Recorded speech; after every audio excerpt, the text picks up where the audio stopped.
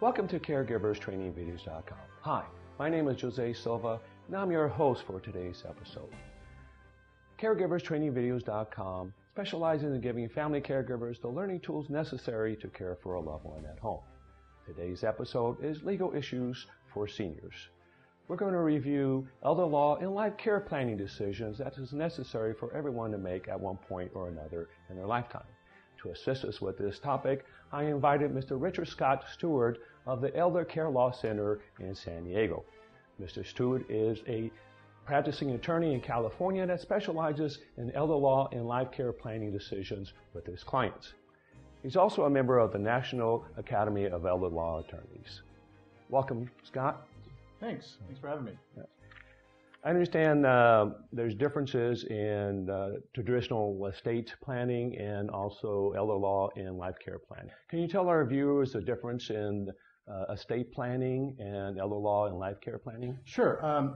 Life care planning really is something that's a relatively new concept. Elder law really encompasses life care planning and takes it to a much further degree.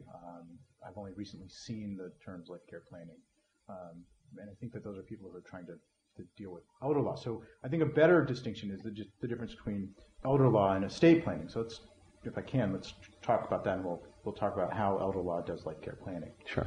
Elder law, traditional estate planning is dealing with wills and trusts with a mind towards minimizing or eliminating estate taxes and typically avoiding probate. And I know in some states, probate's one of those things that's preferred over trust, but those are the two issues.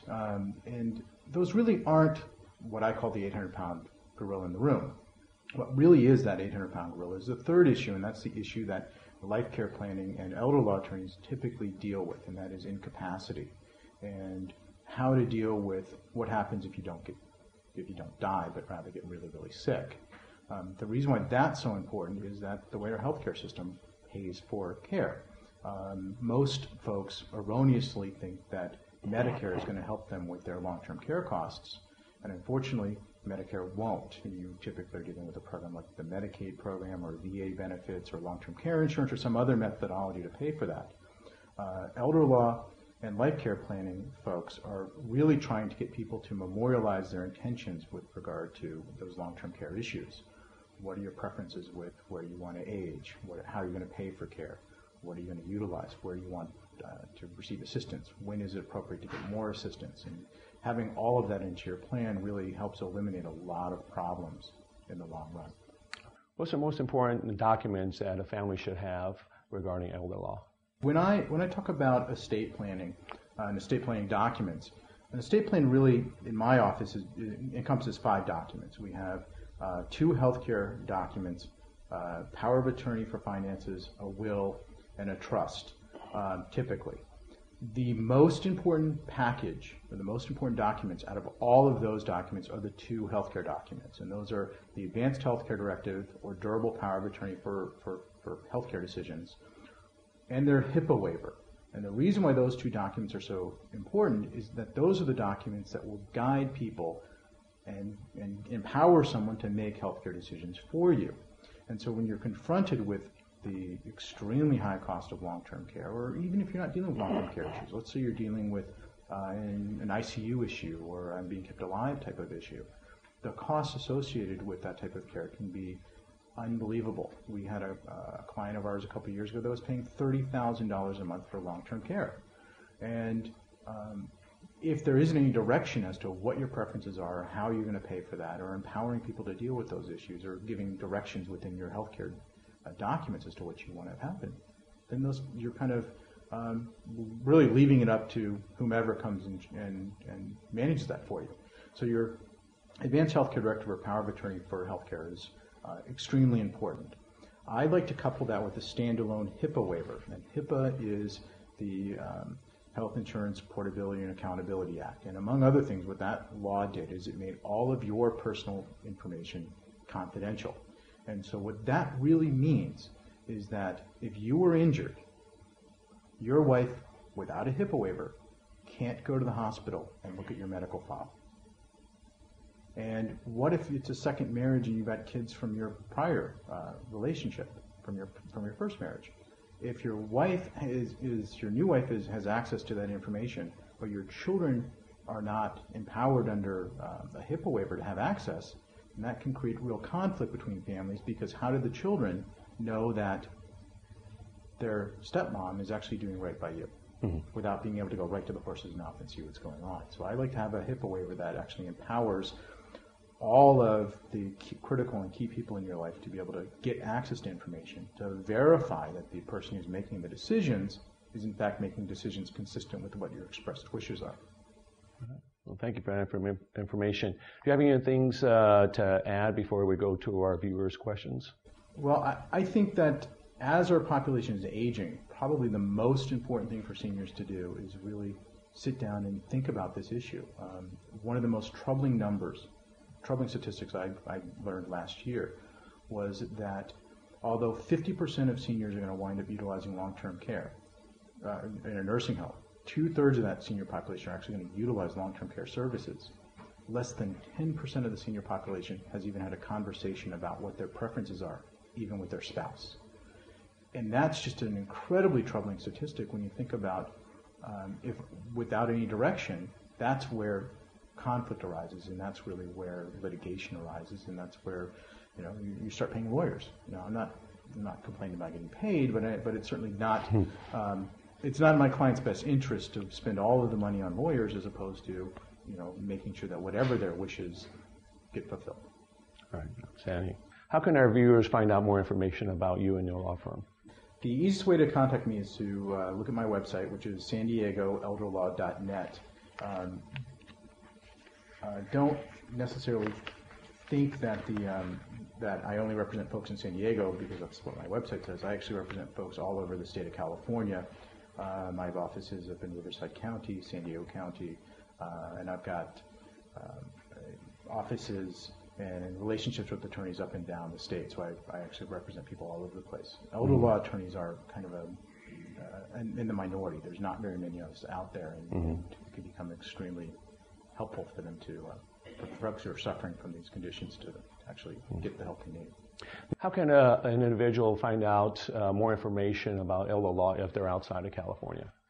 Two great resources that they should look into are the National Academy of Elder Law Attorneys and a relatively new organization called Elder Council. And both of those are organizations that educate lawyers about how to do elder law.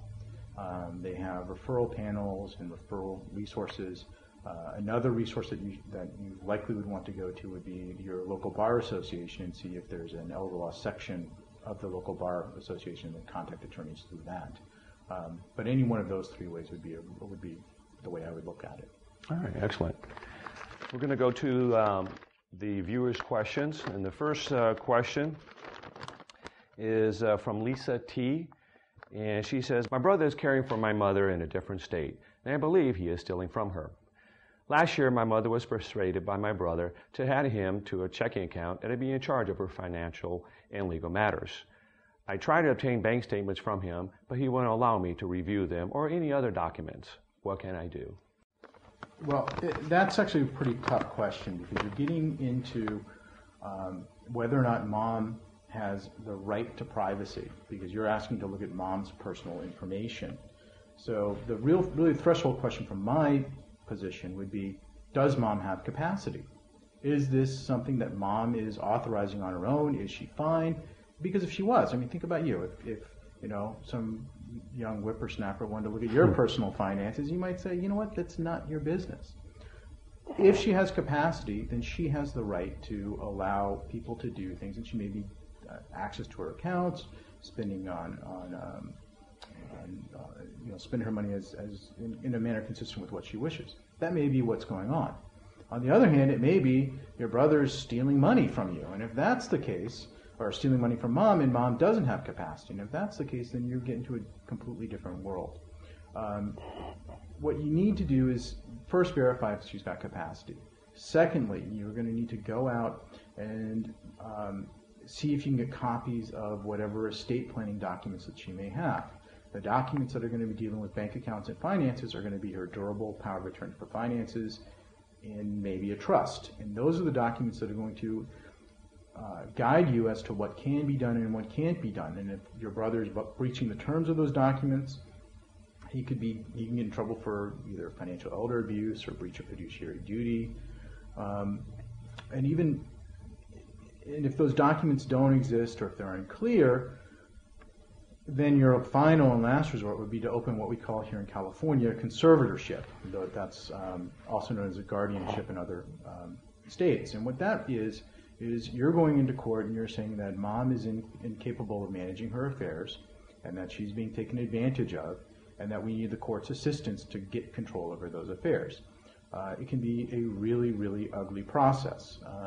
It is going to be a full-blown trial as to whether or not mom has capacity. There's going to be a full-blown trial as to who should be the person who's in charge. It can get really, really ugly to do that. And in my office, we really try to make that the path of least resort. We really try to get in and make sure that the documents are clear as to what needs to happen, what doesn't need to happen, and have appropriate toggle switches in there so that if something appears to be going wrong, we can switch out the brother who's arguably stealing money and put somebody else in who's going to be able to protect that property. So that's what I would do. I hope that helps out with that question. The next question is by James M. Am I responsible for my mother's healthcare costs? I see this all the time. I actually had a couple of sisters came into my office earlier this week, and they were very concerned about the fact that they were going to be responsible for their mom's healthcare costs. The short answer is probably not. There really aren't very many statutes that make children responsible for parents, and the statutes that exist on the books are largely unenforceable. Here in California, being a California attorney, that's really where I can speak to. It's harder for me to speak to the laws of every other state. But here in California, you're absolutely not responsible for your parents' healthcare costs. I would caution someone not to sign any notes guaranteeing debts or things like that. We can usually get you out of those things, but you're not responsible for that. So your personal finances cannot be grabbed by the nursing home or assisted living facility or some other place because mom or dad can't pay their bills. That's on the legal side. Now, the other side is, do you have a moral obligation to do that? And that's not the question for the lawyer. That's the question for that you really need to have with your family and see what's the appropriate thing to do. But from a legal standpoint, no, you're not going to be personally responsible. Okay, I appreciate that. That's all the questions that we have from our viewers. And I would appreciate if you can maybe provide a list of legal terms that we can put on our websites and the resource page for our viewers in the future. Sure. All right. Well, thank you for joining us. No problem. Thanks. Okay. On behalf of CaregiversTrainingViews.com, thank you for joining us. Please visit our sponsor's website for exciting offers and information. And please email us at the link below. Again, I'm Jose Silva. Thank you for joining us.